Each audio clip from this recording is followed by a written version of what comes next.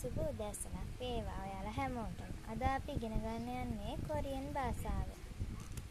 Korean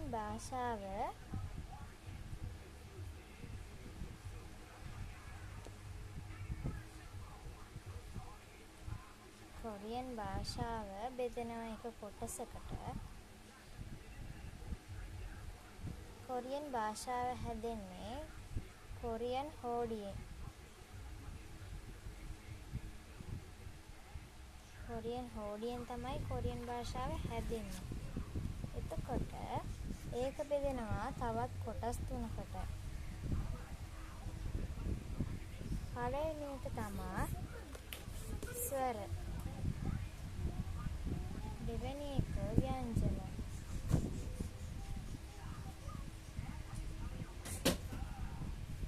තුන්වෙනි එක හල් අකුරු.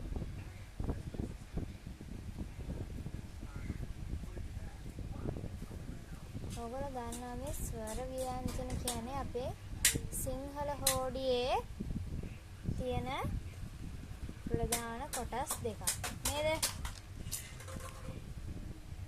මේකට අලුතෙන් එකක් ඇඩ් වෙලා තියෙනවා හල් අකුරු කියලා. හල් අකුරු.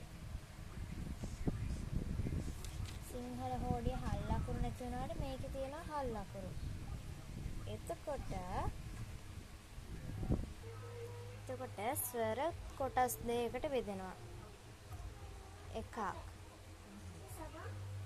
මූලික ස්වර, අනිත් එක සංයුක්ත ස්වර කියලා. හරිද? මේ සංයුක්ත ස්වරයි මූලික ස්වර අතර මූලික ස්වර 10ක් තියෙනවා. සංයුක්ත ස්වර 11ක් තියෙනවා. ඊපස්සේ ව්‍යංජන බෙදනවා ආයේ කොටස් දෙකකට. ඒකත් මූලික ව්‍යංජනයි සංයුක්ත ව්‍යංජනයි. මූලික ව්‍යංජන 14යි සංයුක්ත ව්‍යංජන 5යි. අන්න මේ හල් අකුරු බෙදෙන්නේ නැහැ. අපි හල් අකුරු වලට උදාහරණ ටිකක් ලියාගමුකෝ.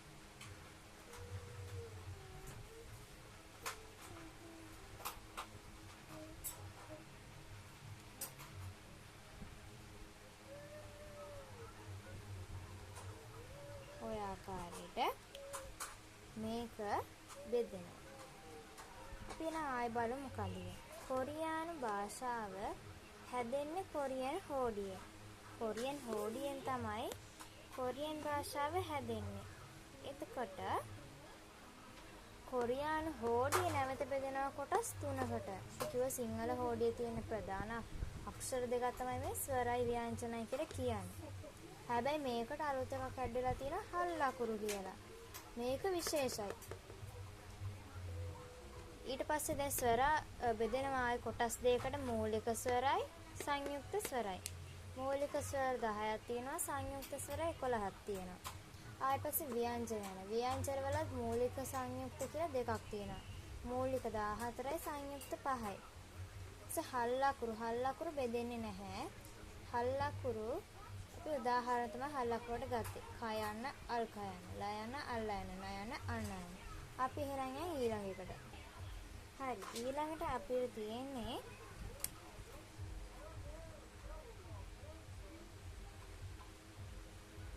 කොරියන් හෝඩිය නෙමෙයි කොරියන් භාෂාව. මම මේ කියන ඒවා ඔයගොල්ලෝ වීඩියෝ එක ස්ටොප් කර ලියා ගන්න. කොරියන් භාෂාව බෙදෙනවා කොටස් දෙකකට. අපි කලින් කොරියන් හෝඩියනේ කරේ, දැන් කොරියන් භාෂාව. කොරියන් භාෂාව බෙදෙනවා එකක් හාන්ගුක්මල් කියලා, අනිත් එක හාන්ගුගෝ. එක හාන්ගුක්මල්, අනිත් එක හාන්ගුගෝ. හරිද? මේ හාන්ගුක්මල් එක කියන්නේ මෙන්න මෙහෙම. හරියට ලියමු.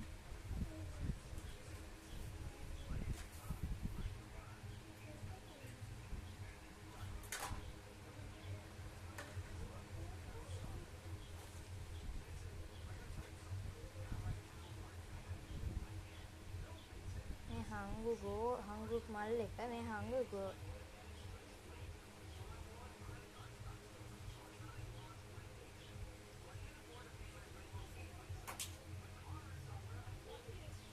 හරිද මේ මෙදේරිය වෙන් කරලා ලියා ගන්න මම මේ ඇලියක් ගාලා තියෙන මේක හංගුක් මල් මේක හංගුගෝ ඔයගොල්ලෝ එක වෙන් කර කර ලියා ගන්න අපි හැබැයි මේ හෝඩිය අපි දැන්ට ඉගෙන ගන්න මෙන්න මේක මෙන්න මේක මේ ඇවිල්ලා හංගල් අපි දැන් ඉගෙන ගන්න මෙන්න මේ අක්ෂර මාලාව හංගල්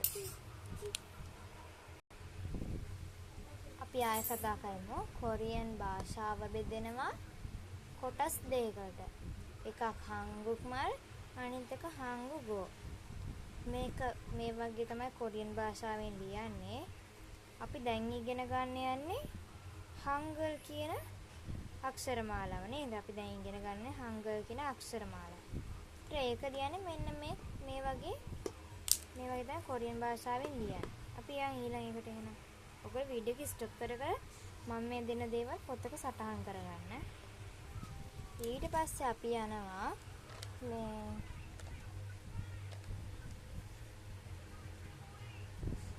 කොරියානු හෝඩිය නිර්මාණය කරනු ලැබුවේ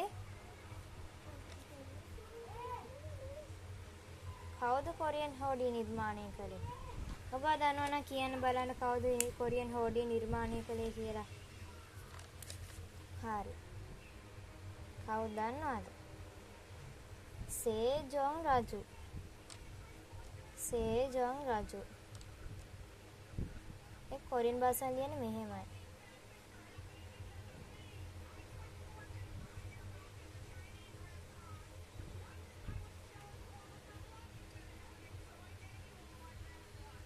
ඔන්න ඔහමයි කොරියන් අකුරු වලින් ලියන්නේ. මේක ඔයගොල්ලෝ ලියා ගන්නද?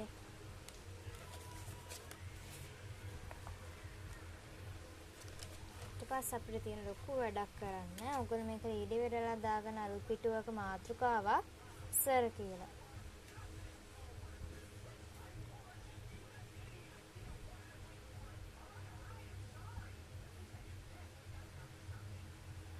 ස්වර වලට අපි කොරියන් භාෂාවෙන් කියනවා මොअम කියලා.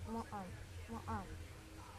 මේකේ අයන්න අපි ඉරක් ගහලා තින්නේ අයන්න සාමාන්‍යයෙන් කියවෙන අකුරක් නෙමෙයිනේ.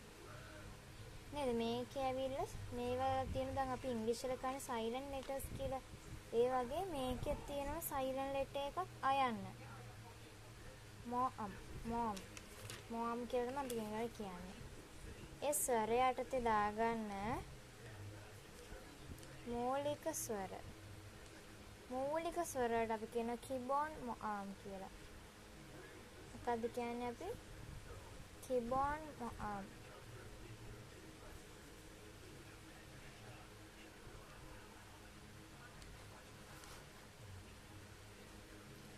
කිබොන් මොअम.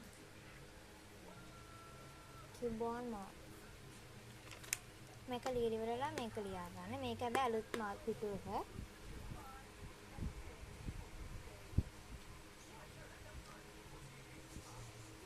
අපි දැන් අපි කලින් ලියාගත්ත මූලික ස්වර වලට.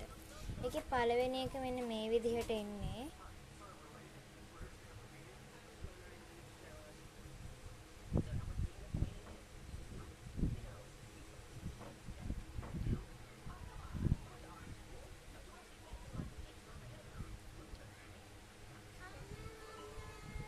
මේ විදිය තමයි අපේ මෙන්න මේ විදියට තමයි මේ එන්නේ මේක.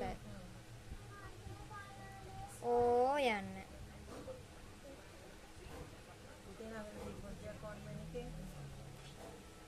ඉන්නක පොඩ්ඩක්.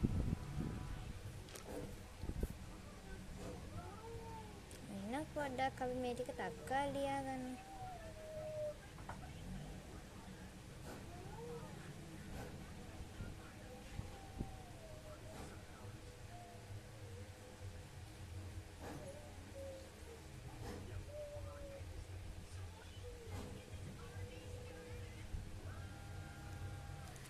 ටික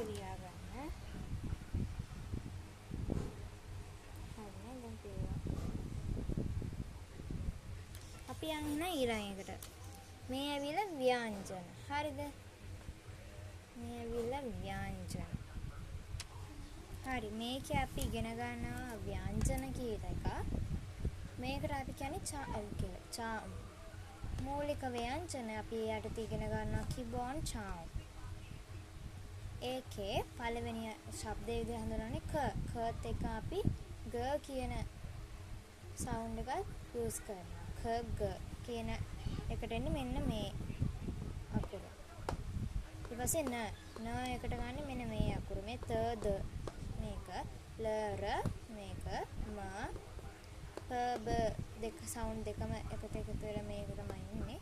මේ ස ශබ්දයක් නැති ව්‍යංජනයක් හැටියට අපි මෙන්න මේ දැන් අපි ස මෙන්න මෙහෙම ලියනවා නම් ඒකට අපිට දැන් අඩුපාඩුවක් තියෙනවා කියලා හිතෙනවා නම් මෙන්න මේ ශබ්දයක් නැති ව්‍යංජන දැම්මට කමක් නැහැ. දන්නවද? තමන්ගේ නමක් ලියනවා නම් ඒකට අපි කියමුකෝ සනුලි කියනවා කියලා. එහෙනම් සා නෝ ලි ඔහොම එන්නේ. හරිද? එතකොට මෙන්න මේක අපිට තනි වචනයක් කියලා වගේ තේරෙනවා නම් ඒ කියන්නේ අපිට ඒ දැන් කොරියන් භාෂාව කියලා හඳුනා ගන්න බැරි නම් ඒකට මෙන්න එහෙම බිඳුවක් අපිට දාන්නකෝ. ඒතර තමයි සනුලි කියලා එන්නේ. ඔය ටික ලියාගන්න. ඊට අමතරව අපි ඉගෙන ගන්නවා මෙන්න මේ අකුරු පහ, මේ අකුරු 6. මේකෙදි පළවෙනිම ච අකුර ලියන්නේ මෙන්න මේ ආකාරයට. පස්සේ මහ ප්‍රාණ ච මේකේ තියෙනවා මහ ප්‍රාණ අල්ප ප්‍රාණ කියලා එහෙම අකුරු જાතියක් තියෙනවා. මේකේ මහ ප්‍රාණ ච මෙන්න මේ ආකාරයට එන්නේ. මේ අකුර ලියලා උඩින් පොඩි ඉරි කැලක් ගන්න තමයි තියෙන්නේ. ඒතර මේක මහ ප්‍රාණ ක. හරිද? අපි කලින් ලිව්ව ක ඇවිල්ලා මෙන්න මේ විදිහට තියෙන්නේ. මේකට පොඩි කැලක් ඇඩ්ඩුනා මෙන්න මෙහෙම එන්නේ. හරිද? මේ මහ ප්‍රාණ ක. ඊට පස්සේ මහ ප්‍රාණ ත එනවා. මෙන්න මේ ආකාරය අපි කලින් ත ලිව්වේ මෙන්න මේ ආකාරයට.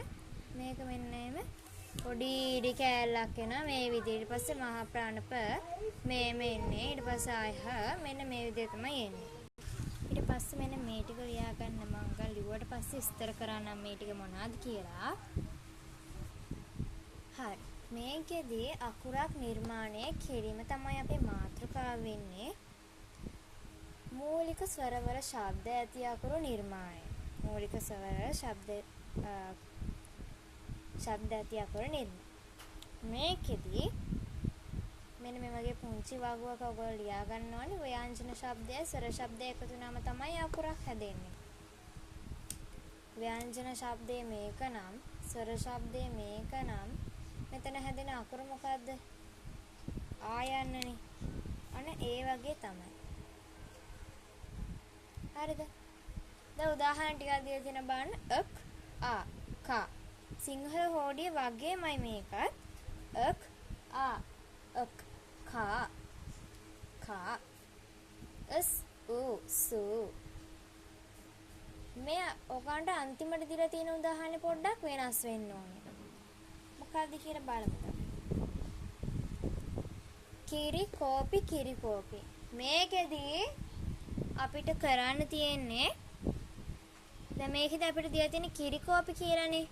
මේ දැන් අපි කිරි කෝපි හදන්න පාවිච්චි කරන අමුද්‍රව්‍ය ඇහුවොත් සීනි වතුර ඕවනේ. සීනි උණු වතුර. හැබැයි මේකේ ප්‍රධාන අමුද්‍රව්‍ය දෙකක් තියෙනවා. මේ අමුද්‍රව්‍ය දෙක නැත්තම් මේක කිරි කෝපි එකක් වෙන්නේ නැහැ. සීනි වතුර වලට අමතරව මෙතන දීලා තියෙනවා කිරි කෝපි. හරිද? මේ කිරි කෝපි නැත්තම් මේ කිරි කෝපි එක හැදෙනවද? නෑනේ. අන්න ඒක නිසා එතනත් ප්‍රධාන අමුද්‍රව්‍ය දෙකක් එකතු වෙලා තමයි මේ දෙකෙන් තමයි ඔකට ආදර්ශයක් ගන්න තියෙන්නේ. මේ ව්‍යංජන ශබ්දය මේ ස්වර ශබ්දය. ඒතර මේ දෙකම එකතු වුණාම තමයි අපිට අකුරක් හැදෙන්නේ. නේද? නිකම් අපිට කිරි කියලා ලියන්නත් බෑ වෙනම කෝපි කියලා ලියන්නත් බෑ. මේ වචන දෙක එකතු වෙනවනේ. ඒ වචන දෙක එකතු වෙනකොට තමයි මෙන්න මෙතන අකුර හැදෙන්නේ. ඊට පස්සේ දීලා තියෙනවා මෙන්න මේ වගේ ප්‍රශ්න ටික. ප්‍රශ්න ටික නෙමෙයි. ඔයගොල්ලෝ ඉගෙන ගන්න පොඩ්ඩක් දෙයක් දීලා තියෙනවා. මේ තමයි අපි කිව්වා වගේ ශබ්දයක් නැති ව්‍යංජනේ. නේ? ශබ්දයක් නැති ව්‍යංජනේ මේක. ඒකට එකතු වෙනවා අපේ අකුර. ස්වර අකුරක් එකතු වෙලා තමයි මම කලින් කිව්වා වගේම මෙතන ශබ්දයක් නැති ව්‍යංජනයක් එක්කලා හැදෙනවා එක අකුරක්. අපි මේක නම් මොකද්ද? යා යන නේද?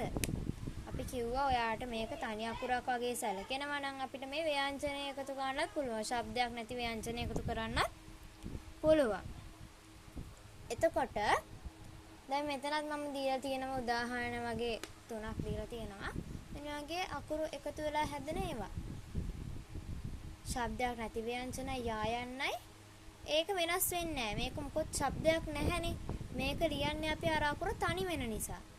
ඒ නිසා මෙතන යා යන නම් යා යන්නමයි. මෙතන ඔය යන්න නම් ඔය යන්නමයි. සය යන නේනනම් සය යන්නමයි. තා යන නේනනම් තා යන්නමයි. එහෙමමයි ඒක වෙනස් වෙන්නේ නැහැ ආයි. අපි ඊළඟ එකට යමු. හරි මම අදට මෙතනින් මගේ වැඩ කටයුතු සියල්ල අවසන් කරනවා. ඔයගලන්ට මොන හරි ප්‍රශ්නයක් තියෙනවා නම් මාත් එක්ක මට කමෙන්ට් එකක් දාන්න පුළුවන්. මට මේක තේරෙන්නේ මට මේක කරන්න බෑ. ආයෙ පොඩ්ඩක් වීඩියෝ එකක් දාන්න කියලා ඔයගලන්ට කියන්න පුළුවන්. මට කමෙන්ට් එකක් දාන්න. මම එතකොට ඔයගලන්ට නැවත අලුත් වීඩියෝ එකක් ගේන්න පැහැදිලිව. ඊට වඩා පැහැදිලි වෙන්නත් පුළුවන්. එතනදිත් ඔයගලන්ට ඒක පැහැදිලි වෙන්නට මට කමෙන්ට් දාලා කියන්නකෝ. කියන්නේ අනවශ්‍ය කමෙන්ට් නම් දාන්න එපා. ඔයගලන්ට වැදගත් කරුණු විතරක් තියෙන කමෙන්ට් මම දාන්න. මම යටින් මගේ ෆෝන් නම්බර් එක ලියන්න.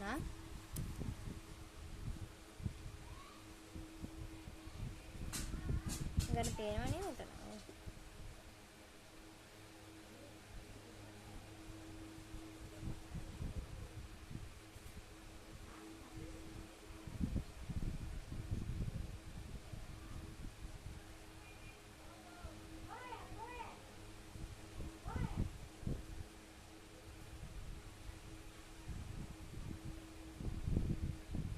only WhatsApp calls. ඔයගොල්ලෝ WhatsApp call විතරයි මට මේ නම්බරෙන් ගන්න පුළුවන්. ඔයගොල්ලෝ normal call ගත්තොත් මම ආන්සර් කරන්නේ නැති වෙයි සමහර විට. ඔයගොල්ලෝ මාව මේ නම්බරෙන් සේව් කරගෙන මට මැසේජ් එකක් දාන්න. නමත් එක්කලා මැසේජ් එකක් දාන්න. එතකොට මම ඔයාලට වෙනම මගේ පර්සනල් නම්බර් එකකින් මැසේජ් කරන්න. හරි එහෙනම් මම මෙතනින් සමු ගන්නවා. ආයිබෝවන් සියලු දෙනාටම මම කිව්වා වගේ ඔයගොල්ලෝ ප්‍රශ්න මොනවා හරි තියෙනවා නම් මට කමෙන්ට් එකක් දාන්න. මාව ලයික් කරලා සබ්ස්ක්‍රයිබ් කරලා තියාගන්න ඕනේ. මගේ වීඩියෝස් අනිවාර්යයෙන්ම බලන්න ඕනේ. හරි එහෙනම් හැමෝටම බයි.